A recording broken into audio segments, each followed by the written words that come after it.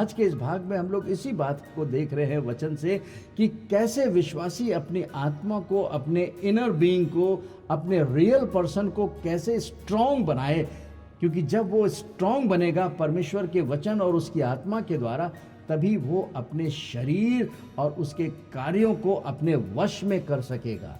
एक विश्वासी के लिए उसका आत्मा बहुत ही महत्वपूर्ण है। इस आत्मा के बारे में संत पतरस भी बताते हैं। हम लोग पहला पतरस उसके 3 अध्याय के 3 और 4 पद में भी पढ़ के देखेंगे। और तुम्हारा श्रृंगार दिखावटी ना हो, अर्थात बाल गूंथने और सोने के गहने या भांति भांति के कपड़े पहनना, वरन तुम्हारा छिपा हुआ और गुप्त मनुष्यत्व नम्रता और मन की दीनता की अविनाशी सजावट से सुसज्जित रहे, क्योंकि परमेश्वर की दृष्टि में इनका मूल्य बड़ा है। संत पतरस भी इसी इनर बीइंग की बात कर रहे हैं। ये इनर बीइंग जो है वो एक हिडन मैन है, एक छिपा हुआ मनुष्यत्व है। इसको सुंदर बनाने की आवश्यकता है। 4 पद में संत पतरस ने बहुत सफाई से कहा कि तुम्हारा छिपा हुआ गुप्त मनुष्यत्व जो संसार को नहीं दिख रहा है। संसार तो हमारे वेशभूषा, हमारे कपड़ों को, हमारे चाल चलन को, हमारे कंडक्ट को देख रहा है। जो कंडक्ट करने वाला है वो हमारा आत्मा है, जो छिपा हुआ है, जो गुप्त है। इसके 4 पद को हम लोग एम्पलीफाइड वर्जन से भी देखेंगे।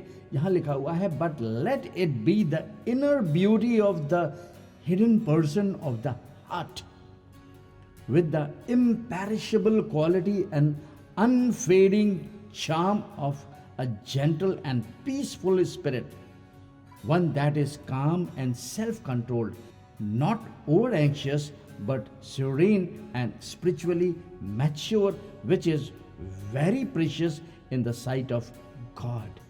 तो इनर ब्यूटी परमेश्वर किसकी देखना चाहता है? वो हमारे इनर मैन की, वो जो छिपा हुआ गुप्त मनुष्यत्व है, वो परमेश्वर की पहचान में, उसकी समानता में धीरे धीरे रिन्यू होने की ज़रूरत है। और तब हम अपने बाहरी मनुष्यत्व को, जो हमारा डेरा सरीखा है या हमारा बाहरी मनुष्यत्व है, उसके ऊपर हमारी आत्मा का प्रभाव होना चाहिए, यानी कि हमारा शरीर हमारी आत्मा के सब्जेक्शन में होना चाहिए। ये संत पौलुस बता रहे हैं। और ये कैसे संभव है? तभी संभव है जब एक विश्वासी परमेश्वर के वचन की ताकत से अपनी आत्मा को मजबूत करेगा और पवित्र आत्मा की सहायता निरंतर वो ले सकेगा। आज संसार में पाए जाने वाली जो मंडलियां हैं, उसमें हम जो विश्वासी पाए जाते हैं, परमेश्वर की इच्छा हर एक के साथ यही है कि ऐसे विश्वासी अपने जीवन को नियंत्रित करें, डिसिप्लिन में लाएं, कि वो संसार के सदृश ना बने। जैसा रोमियो की 12 अध्याय के पहले पद में लिखा हुआ है, संत पौलुस ने कहा, संसार के सदृश ना बनो, जैसे पहले थे, जैसे हमारा चाल चलन था। जब यीशु मसीह पर विश्वास नहीं करते थे, तब हमारी सोच फर्क थी, हमारे बोल फर्क थे, हमारे चाल ढाल फर्क था।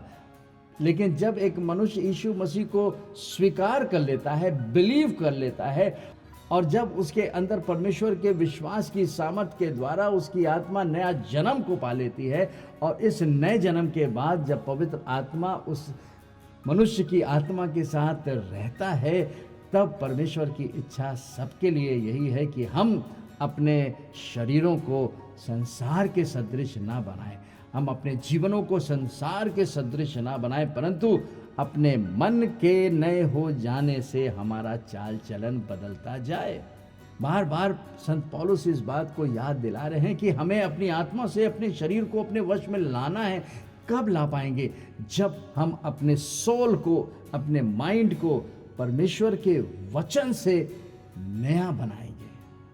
ये सोच है जो हमारे बिलीफ सिस्टम को बदलता है। हमारी जो विचारधाराएं हैं वही हमारे कंडक्ट को कंट्रोल करती हैं। जैसा हम सोचते हैं, जो हम देखते हैं, जब हम इंद्रियों के आधार पे अपने जीवनों को व्यवहार में लाते हैं, तो हमारा चाल चलन भी संसार के अनुसार हो जाता है, ना कि हम आत्मा के अनुसार चल पाते हैं। और इसी बात को संत पौलुस 12 पद में कह रहे हैं कि हमें अपने जो जो हमारा बिलीफ सिस्टम है उसको बदलने की ज़रूरत है। हमारे जो सोचने की जो विचारधारा है उस धारा के प्रभाव को या प्रवाह को बदलने की ज़रूरत है। जो बिलीफ सिस्टम होता है वो थॉट के ऊपर या विचारों के आधार पर वो चलता रहता है। ये विचार ही हैं जो हमारे माइंड को प्रभावित करते, हमारी इच्छा और हमारी भावनाओं को प्रभावित करते और हमारे शरीरों को वो नियंत्रित कर सकते हैं। अब सवाल ये है कि यदि किसी ने यीशु मसीह पर विश्वास करके उसने नए जन्म को पा लिया है तो उसे अपने उन माइंड के प्रति बहुत ही जागरूक रहने की ज़रूरत है। क्या करना है उसे? हर एक विश्वासी को इसी संसार में रहना है और इस संसार में उसके इंद्रियां जो शरीर के सर्वेंट्स हैं वो तमाम इंफॉर्मेशंस को उसके माइंड के अंदर इंजेक्ट करते रहते हैं और ये थॉट्स जो है वो इस संसार का जो ईश्वर है वो उनके माइंड में इंजेक्ट करता रहता है थ्रू देयर सेंसेस, उनके इंद्रियों के द्वारा। हम इन विचारों को रोक नहीं सकते। हर समय ये विचारों का आक्रमण मिसाइल्स की तरह हर एक विश्वासी के ऊपर होता रहेगा।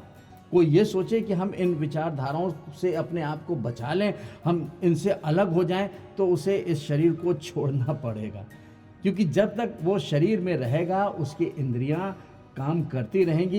ये इंद्रियां जिस एटमॉस्फेयर में रहती हैं उस एटमॉस्फेयर का राजा जो है वो शैतान है और वो हर एक के माइंड को पलूट करना चाहता है, प्रदूषित करना चाहता है कि मनुष्य की विचारधारा वही पुरानी वाली बनी रहे। तो इससे बचने के लिए विश्वासी को क्या करना है?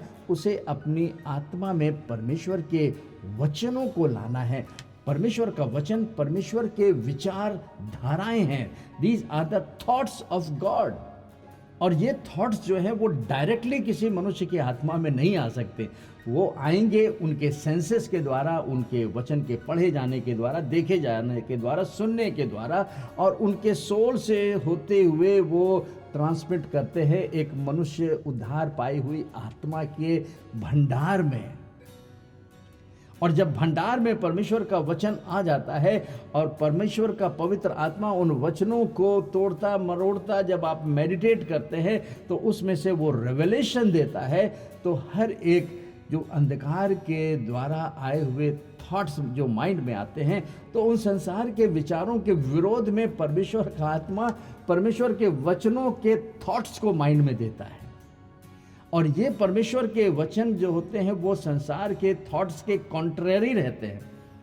हो सकता है कि संसार की विचारधाराएं फैक्ट को बताती हों, लेकिन जो परमेश्वर का आत्मा आपकी आत्मा से परमेश्वर के वचन के द्वारा जो थॉट देगा वो ट्रुथ होते हैं, वो सत्य होते हैं, और ये सत्य उन फैक्ट के ऊपर भी प्रभावशाली हो जाते हैं। पौलुस कहते हैं कि I walk by faith and not by sight. मैं इंद्रियों के अनुसार नहीं चलता, लेकिन मैं उन वचनों के ताकत के द्वारा चलता हूं जो हमारी आत्मा के द्वारा हमारे माइंड में आता है।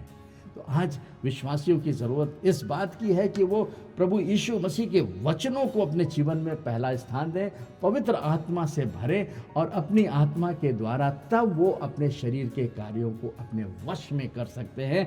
दे have to renew their mind. आइए हम लोग प्रार्थना करें। हमारे जीवित और दयालु पिता परमेश्वर, हम धन्यवाद करते हैं आपके जीवित वचनों के लिए और धन्यवाद करते हैं आपकी पवित्र आत्मा के लिए जो आपने हमें दिया है, जिससे कि हम अपने शरीर के कार्यों को अपने वश में कर सकें और एक मजबूत विश्वासी बनके तेरे सुसमाचार को फैला सकें। प्रार्थना करते हैं अपने तमाम दर्शकों के लिए जो किसी भी प्रकार से बीमारी, रोग, दुष्ट आत्माओं के प्रभाव से तंत्र मंत्र में फंसे हुए हैं, यीशु के नाम के अभिषेक के द्वारा वो सारे बंधन तोड़ते हैं और पवित्र आत्मा के अभिषेक के द्वारा उस चंगाई और छुटकारे को बोलते हुए इस प्रार्थना को यीशु मसीह के नाम से मांगते हैं। आमीन। प्रभु आपको बहुतायत की आशीष दे।